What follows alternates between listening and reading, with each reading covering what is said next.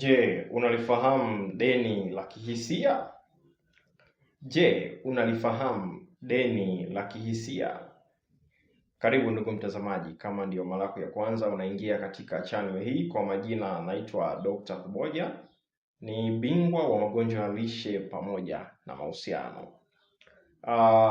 Leo nimepokea swali zuri sana, lakini pia nimepokea one of the comments hapa YouTube kutoka kwa one of my fans, mwanafunzi wangu ambaye ananifuatilia kama wewe ambaye unanifuatilia hapa. Endapo kama ni mara yako ya kwanza unaingia katika channel hii, unayemuona anaitwa Dr. Kuboja, lakini hii ni channel inayoitwa Kuboja Joseph. Cha kwanza ni kusihi, hebu naomba ujisajili katika channel hii. Hii ni moja ya channel ambayo itakupa elimu ya afya kwa upana zaidi na zaidi. Lakini hiyo haitoshi, utapata pia elimu ya mahusiano. Hii ni moja ya channel ambayo inabadilisha maisha ya watu wengi kisaikolojia, kimwili, kiroho. Kwa hiyo nikusihi, hebu jisajili katika channel hii na utajuta. Kwa hiyo tunakuja na swali hili ambalo nimeanza kwa kuuliza kwamba je, unalifahamu deni la kihisia? Je, unalifahamu deni la kihisia? Hebu tusikilize swali hili na twende tukaangalie hili deni la kihisia ni nini. Tunamaanisha nini tunaposema deni la kihisia?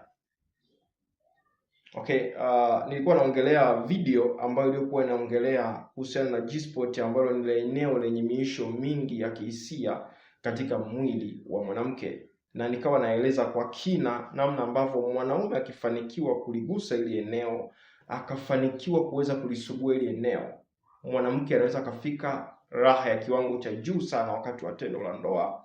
Lakini hiyo haitoshi, mwanamke anaweza akatoa maji mithili ya bomba akiguswa katika ile eneo vizuri kabisa. Sasa one of my students hapa akawa amenijibu akasema, Dr. sina shaka, mimi mke wangu huwa namfikisha hata kama asipofika leo, lazima kesho nifanye utaalamu wangu wote afike kwa kishindo. Naomba nirudie. Akasema, Dokta, mimi sina shaka mke wangu huwa anamfikisha. Yaani yeye kama mwanaume hana shaka, huwa anafanya jitihada zote kuweza kuhakikisha anamfikisha kileleni. Sasa nikuulize wewe mwanaume ambaye unayenitazama, je, wewe unafanya jitihada za kuweza kumfikisha mwenza wako kileleni, au unajiangalia wewe tu? Hebu jiulize hili swali. Wewe unafanya jitihada za kutosha kuweza kuhakikisha unamfikisha mwenza wako kileleni, au unajiangalia tu ni wewe? Inawezekana wewe ni mwanaume unaniangalia, na swali hili liko targeted hasa zaidi kwa wanaume, kwa sababu asilimia kubwa wanaume wengi wanajiangalia wenyewe, hawaangalii wenza wao, hamwangalii mke wake. Akishaona yeye ameshamwaga, ameshakojoa, hiyo imeisha.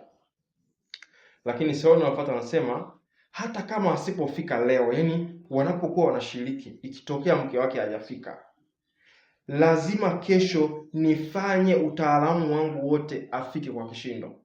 Kwa hiyo huyu mwanaume ameniinspire sana. Anasema hata asipofika leo, lazima kesho yake atumie utaalamu wake wote kuweza kuhakikisha mke wake anafika kileleni. Sasa hii video nakusihi, hakikisha baada ya hapa una share na mume wako kwenye WhatsApp yake. Nenda sehemu ya share pale, share na mume wako kwenye WhatsApp yake ili aweze kujifunza. Hebu tuweze kuendelea. So mwanaume huyu nimekuwa inspired sana kwake na yeye. Kwa anasema hata kama nisipomfikisha leo, kesho nitafanya jitihada za kutosha kuweza kuhakikisha huyu mwanamke amefika kileleni. Maana yake kitendo cha kuto kumfikisha katika siku husika, huyu mwanaume kwake ni deni hili. Amelihesabu kwamba ni deni ambalo anatakiwa alizibe, ni deni ambalo anatakiwa liweze kujazwa ili kuweza kuhakikisha anamfikisha vizuri mke wake kileleni.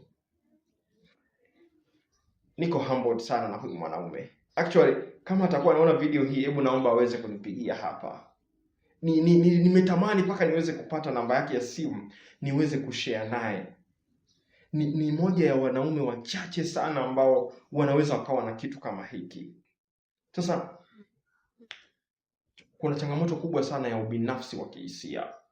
ambao unaendelea katika mahusiano mengi ya kingono kwa wanandoa na kwa couples ambao bado hawajaingia kwenye ndoa. Tunaposema ubinafsi wa kihisia ni ule mwenza ambaye anaangalia hisia zake yeye mwenyewe, hajali upande wa pili. Na haya yamekuwa ni malalamiko ya wanawake wengi sana, kwamba once mume wangu wanapokuwa wamekojewa kamaliza.